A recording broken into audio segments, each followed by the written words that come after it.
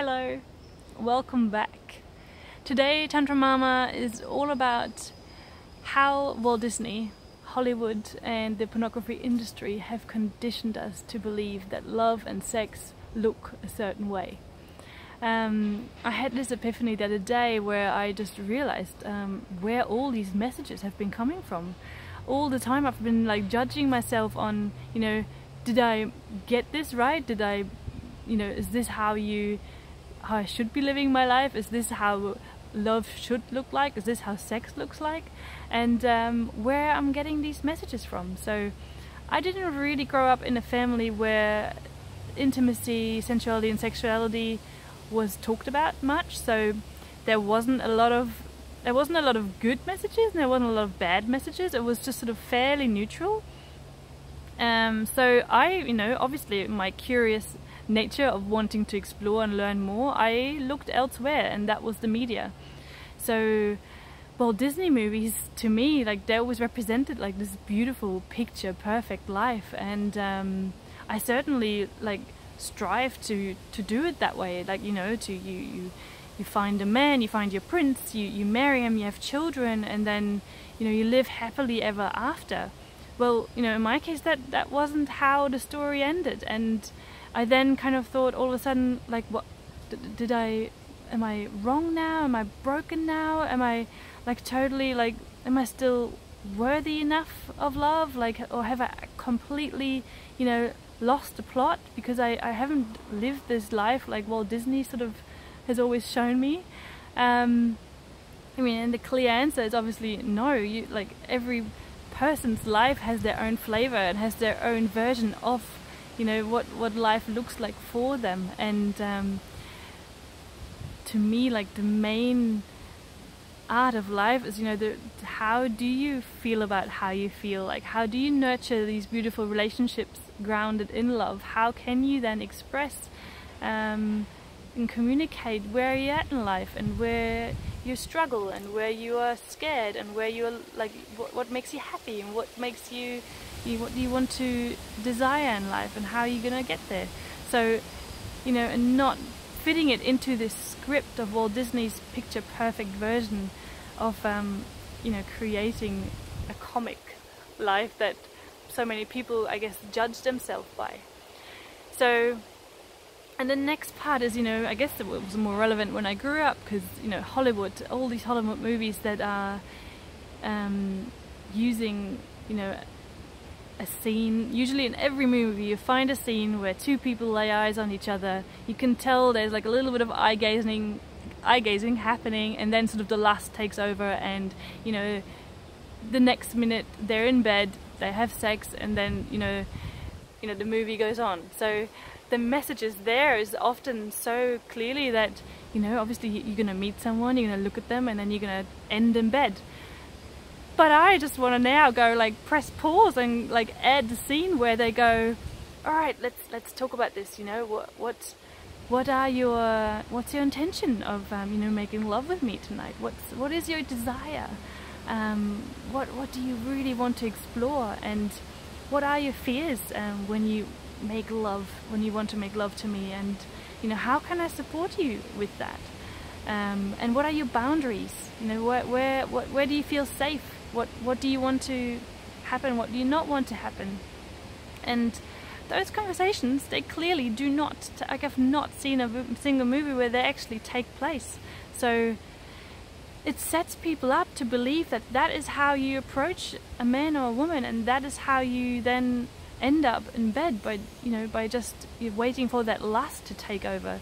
But I can assure you, from my own experience, so many times when I have not had a conversation around it, I end up either during the lovemaking or afterwards, where I feel totally off balance, where I feel really I question so many of the the motives, and I question what's gonna happen, and what's does he actually want that, or is that really where I'm not really sure if I really want to do that at this point in time. And you have so much mind chatter going on that it takes away from the beauty of the experience. Well, if you would have talked about it beforehand, this wouldn't have happened, and it just by actually having a conversation first, it really sets you up to be able to explore it in such a beautiful way.